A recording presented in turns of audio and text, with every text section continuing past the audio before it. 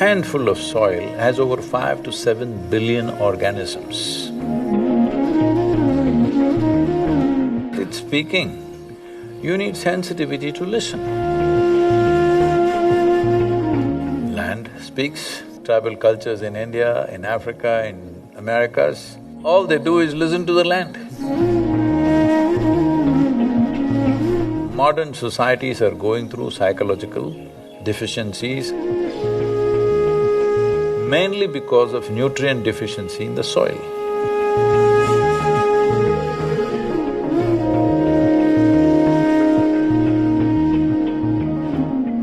Today, actually in the afternoon, we were having a discussion, and I know plants and animals are living things, but I was confused. Is a soil a living thing?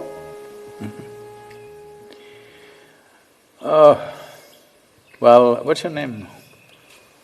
Name. Huh? Rishika? Rishika? Nishika. Nishika, it's very obvious that we are living, we are alive. Animals and birds which move are alive. But unfortunately, it took a long time for a whole lot of human population to realize plants are living.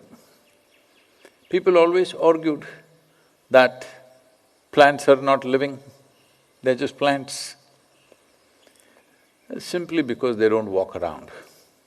They're in one place, so we think they're not living. And when you cut them, the blood is not red in color. There is a kind of blood of its own, but it's not red in color because… See, the human way of looking at life has been like this. Even among human beings who don't look like us, of a different color, of a different race or a different kind, people have treated them as not human beings, not even life. Hello? You heard of slavery, you heard of genocides in the world, all these terrible things. All this is… don't think it is happening because somebody has some evil intention. This is all it is. When your ability to perceive and experience is very limited, this is how you respond to life. Now, you don't look like me, so I think you're not life.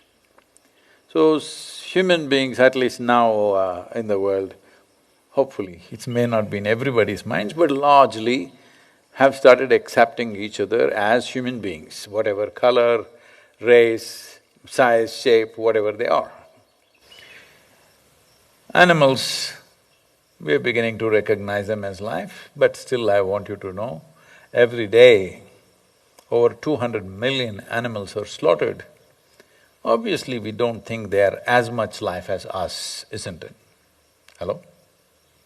If we recognize them as just as much life as us, we may have to kill something to eat, but 200 million animals per day is definitely not needed. Everybody knows it is much more than any human being can eat, but still we're doing that.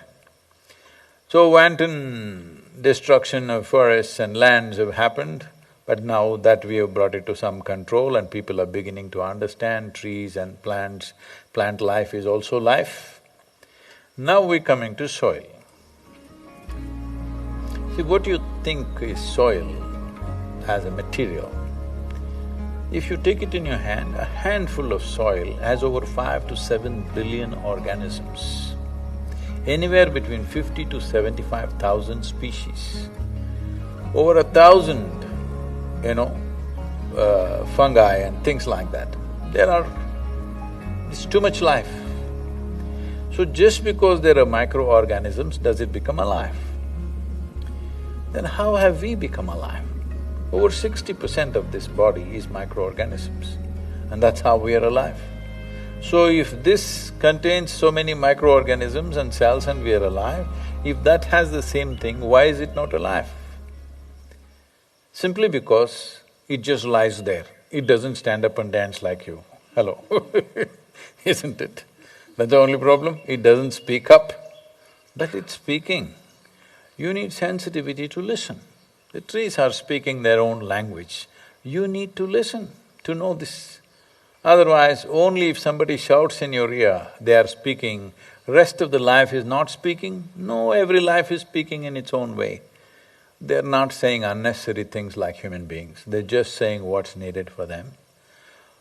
Land speaks.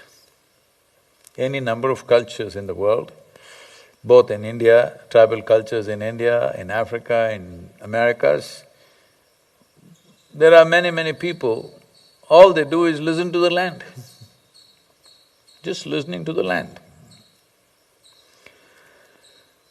If land was not alive, if the soil was not alive, how would it throw out so much life? So people have always been understanding soil as a bunch of chemicals, okay? Right now, modern agriculture has become like this, you throw nitrogen, you throw phosphorus, you throw this, it'll come up. Now, soil, what is beneath your feet? The area that you're sitting, okay, this is concreted or whatever, the area that you sit, just that 4 square feet of land, has more life beneath that than all the human beings who ever appeared on this planet. All the human beings for ages who have lived here, their number what it is, and the number of life microorganisms which are under you is much more. Is it speaking? Definitely it is. It is speaking its own language. Today, for example, this virus is there, all right, COVID virus, see? All your pretty faces I cannot see, it's all covered up with these masks. Mask is also pretty, it's pink and nice. But all this is happening.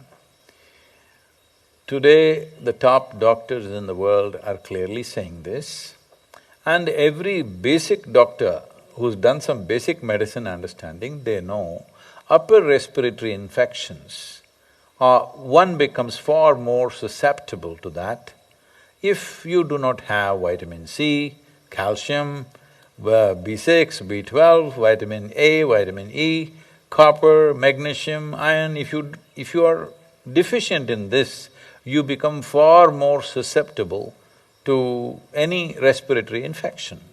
This is something that even a simple rudimentary doctor knows. Well, today, most of our both physiological and psychological ailments, one may not think how psychological ailments and soil are concerned. There is a whole lot of study today to show how modern societies are going through psychological deficiencies and problems, mainly because of nutrient deficiency in the soil.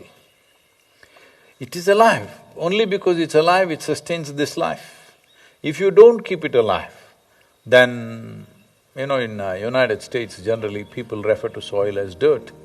If that is dirt, we are all dirt bags. Hello? This is soil, isn't it? The food that we eat is coming from that, and here we are.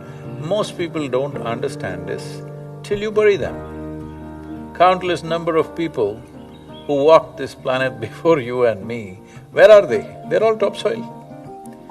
They all enrich the soil. We are benefiting from that. If we don't enrich the soil, future generations will not benefit from that. That's all we're talking about. It's very alive. So in this country and in many nations, in many cultures, people always refer to soil as mother. We say Thaiman, no? Even today, most farmers won't enter their land without bowing down because they recognize it as a living force. And because it is alive, that is why it nurtures life.